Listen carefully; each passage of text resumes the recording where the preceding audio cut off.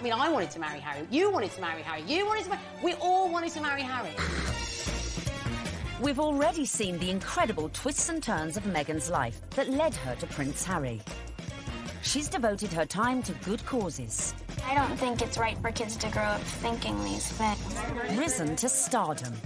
When she landed the role in Suits, Meghan became a legitimate, bona fide celebrity. And mix with the London set. She was sitting in the royal pretty much. She's like an arm's throw away from Pippa Middleton. We've charted the incredible journey that took her from the streets of LA. I'm a California girl, born and raised. All the way to the doors of Kensington Palace. It really has just been a fairy tale, hasn't it? She's won the heart of her prince. Harry, when did you know she was the one? Very first time we met. And got that ring on her finger. It was a true marriage of Hollywood royalty with British royalty. But it's still a long walk to the altar. And until she sails down that aisle, nothing is guaranteed. She verged on the political. The royals don't do that. All sorts of problems were coming Meghan's way. From disapproving family members... You are interested in helping those less fortunate than yourself. It really should begin at home. To fallout over the invite list. Have you got an invite to the royal wedding? Have I? Yeah. Not that I know. So how did Meghan take on her critics and ensure the path of love ran smoothly? She does what any of us would do. Hashtag ignore, ignore, ignore. If you fancy bagging a prince, tonight, our step-by-step guide continues as we open the next chapter in the story of Meghan and her prince.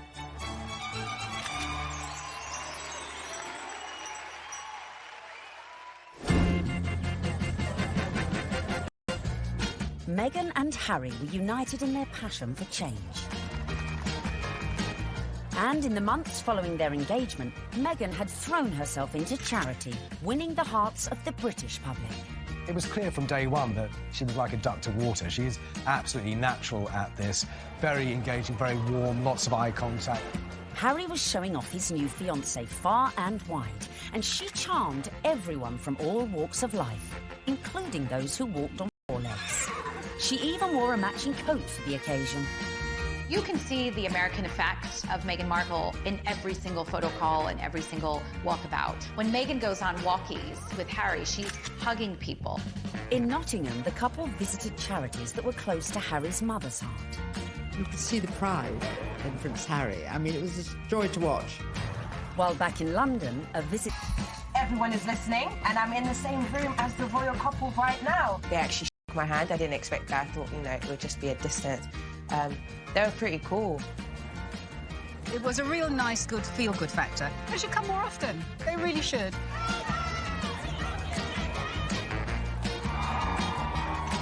Slowly but surely, the British public was falling in love with our Meg. But would this be the case with the in-laws? The next step in Meghan's journey would be getting to know the firm. And the hotly debated topic of her background was never far from the fore.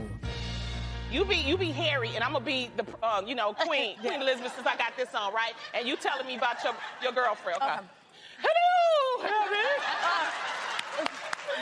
Grandmother, I met this beautiful woman, and she just happens to be mixed race. Step 6 in our guide to bagging a prince is charming the in-laws. One of the things I found really amazing when I was charting this story was just how warmly welcomed Meghan had been into the royal fold right from the early stages. The early meetings with William and Kate and Charles and Camilla, they were very welcoming.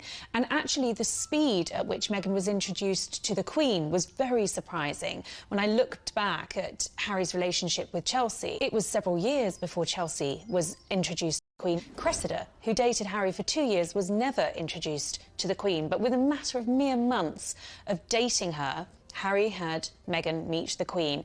She's an incredible woman. And the corgis took to you straight away. That's true. In fact, Queenie was so impressed that mere weeks after the couple's engagement, she took the unprecedented move of inviting Meghan to spend Christmas in Norfolk at Sandringham, giving Meg the opportunity for a serious charm offensive. It was a tremendous with convention that the Queen invited Meghan, who was, after all, just a fiancée, to Sandringham, because normally it's just the wives and the husbands of members of the royal family who are allowed there. I was told that the Queen's feeling was this. She's preparing to give everything up for her grandson. Her career, her identity, her nationality, her home in Toronto, everything to be with Harry. And the Queen's feeling was the very least we can do is to make her welcome at Christmas. It does show that the Queen is walking in step with the change of the guard at Buckingham Palace. This would have been a far different Christmas to the one Meghan spent in LA the previous year, with the historic 20,000-acre estate playing host to all sorts of... Had to get a head around quite a few royal family traditions. They open their presents on Christmas Eve. The presents that they exchange aren't what you'd really expect for members of the royal family. They tend to share really jokey presents with one another. In America, you know, things will come beautifully wrapped and be quite extravagant. And this is the other end of the sphere. You're admired if you find somebody's given you an unusual spoon to stir cakes in or an unusual thing to keep your corgis in. Meghan would have to embrace all these funny little customs, and clearly she did. After spending the night in her unfamiliar surroundings, the bride-in-training faced her public in that most royal of festive traditions. The post-service walkabout at St Mary Magdalene Church. Well, the Sandringham Church photo is the timeline through history. You have a snapshot every year of those people closest to the throne.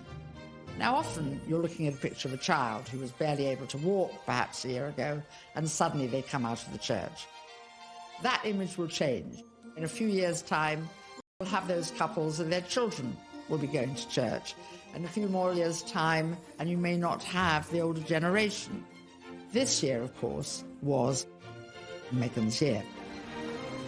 The presence of the royal fiancé drew crowds that were even bigger than usual. The world's media was also out in force, but it was a member of the public who would snap the photo that cemented just how much Meghan was in with the younger royal crowd. Unfortunately for all the photographers on the ground, they just didn't quite seem to get a clear shot, and in the end it came down to a member of the public, a lady called Karen Anvil. It was like a Mexican wave of cheers, so you knew they were coming, and they just happened to look over. And I took one photo, that's the thing. I took one photo, and it was, yeah, the right one. When we saw that shot, it was an absolute no-brainer that it was going to be our cover shot, because it was the only one that had captured that moment, the four of them together. And, you know, it symbolised quite a lot in terms of the royal family and where they're going in future. So, yeah, I mean, we were delighted to use it on the cover. And just like that, the Fab Four were born. Clearly, Meghan was well and truly fitting into the royal club. Just like the Queen, it seems the rest of the family were equally charmed by Harry's beau from across the pond. Another tick for Meghan. William was longing to meet her, and so was Catherine. And Catherine's been absolutely wonderful, amazing, as is William as well. You know, fantastic support. And then my father as well. We had a handful of teas and meetings. She found herself a true fan in the Duke of Edinburgh, and he was apparently hugely impressed with how well-read Meghan was. Meghan was now in with the in-laws. But coming up, events were to turn increasingly tricky. Dealing with critics from near. I think she's trouble. Because of her background, I thought that she could, not would, but that she could be trouble. And far. I think the very fact that Samantha wanted to do a book called The Diary of Princess Pushy's Sister. Meghan was proving popular with the in-laws, the friends, and was now conquering the British public. But what to do when you find out not everyone likes you? I don't know about this Meghan Markle. Yeah, she's too confident and self-assured. You see what I mean? This water feature's shit, isn't it? Yeah. Oh my God, I thought I was doing so well.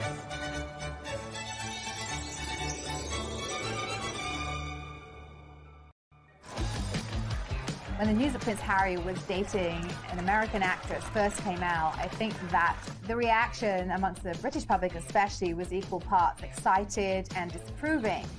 because she's not British. From the very moment Harry and Meghan's relationship had broken in 2016, much of the press inevitably had gone raking through Meghan's past. They made it sound as though she had grown up in, like, the slums of LA, like, riddled with, like, gangsters and drugs.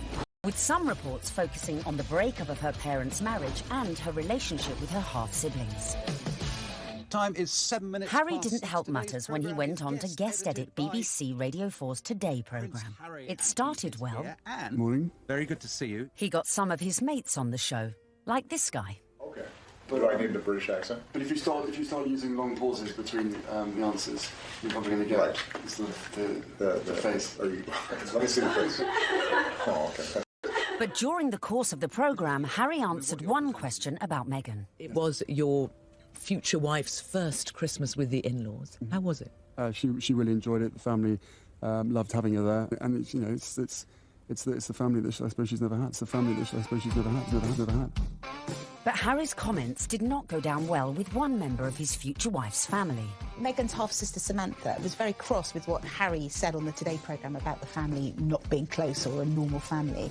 Samantha tweeted that that was really not the case, and she defended their family as a normal family, a close family, a loving family, and didn't understand what Harry was talking about.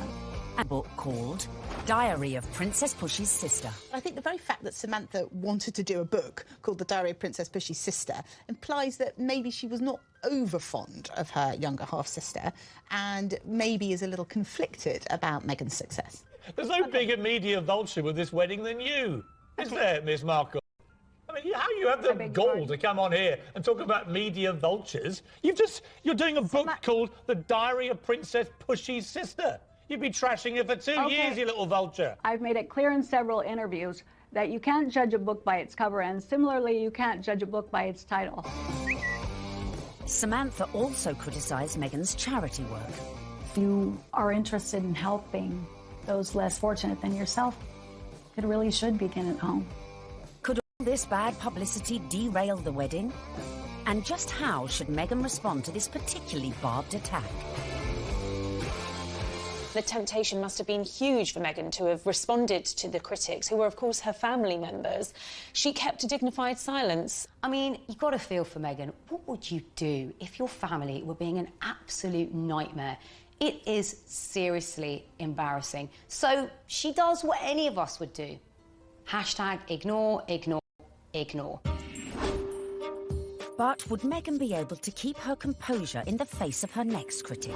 A certain ex-Tory MP, a die-hard royalist, who voiced her doubts about Meghan, not in private, but in the most public setting possible, the celebrity Big Brother house. OK, let's take a vote. I think she's trouble. How long do you think she's going to be? 5 years, 10 years, 20 years? Why do you think she's trouble, Anne? Attitude, I worry. She's older than him. She's been married before. Yes. I add it all up and I'm uneasy. But there we go. Quite frankly, I was shocked when Anne Widdecombe said that what she said. I mean, I've always thought that she was a sensible woman. She seems to be jumping to conclusions without looking at any evidence. The ex-minister's comments sent the Twitter sphere into meltdown. When I was on Big Brother, I was called every and every ist going. I was homophobic, xenophobic, racist, sexist, misogynist. Nothing I said could have been remotely construed as racist by any sensible observer. I mean, all I said was I thought that because of her background, and I was thinking of freewheeling Hollywood background, you know, former marriage, all the rest of it, that because of her background, I thought that she could, not would, but that she could be trouble. She had, I think, the older generation's view of this is an outsider, a foreigner coming into a very British world. The thing that all of us have to do is adapt. We're in the here and now. Embrace.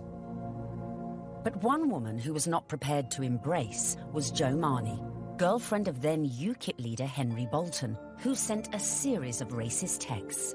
Even then, Meghan kept quiet. The royals' mantra is often put up, shut up. You can't be seen to always answer back. You do have to put up at points. So actually her approach, maintaining that dignified silence, not justifying or even giving any credence to these claims, some of which were really quite unpleasant, well, it was a very royal approach to things. Look, Meghan is showing the makings of a true princess. You've got to have that decorum. You've got to, on some occasions, actually, you know, keep silent and pick your battles. Even more flack came Meghan's way when she took to the stage with her potential prince, his brother and Kate at the Royal Foundation in February 2018. People say, well, you're helping women find their voices. And I fundamentally disagree with that, because women don't need to find a voice. They have a voice, they need to feel empowered to use it, and people need to be encouraged to listen. And I think there is no better time than to really continue to shine a light on women feeling empowered and people really helping to support them. She verged on the political when she was talking about women's empowerment, and it was all a bit Me Too-ish. The royals don't do that. And indeed, the day that the royals start engaging in political causes is the day you get a lot of controversy. There is a very good reason why the royals stay off politics, and it's to avoid precisely that. Not everyone shared Anne's view. It's refreshing, because she isn't saying things that are incredibly controversial that we actually wouldn't stand by or back or believe in. These are really important points, important issues that she's raising, especially when she's touching on feminism. But was Meghan risking her relationship with the royals and the public? She's clever. She's using her voice in a good way, and she has actually been backed by the palace. But still the criticism came, and the palace had to release a statement defending her. Was this one step too far? This is the first time that we've heard anyone associated with the royal family talking about those campaigns. But Kensington Palace stressed that it would have been impossible for Meghan to talk about issues surrounding female empowerment without talking about those campaigns. Well, I think that by touching on the Me Too campaign, Meghan probably knew that there was going to be some kickback, and indeed there was. But actually, she got far more people saying, this is great, this is what the royal family needs. Looked like Meghan had found just the right balance to please the palace.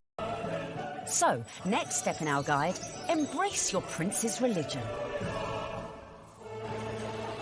She signed up to the Church of England, of which the Queen is supreme governor. And exactly 100 days after her engagement announcement, Meghan was baptised in the chapel of St James's Palace by the Archbishop of Canterbury.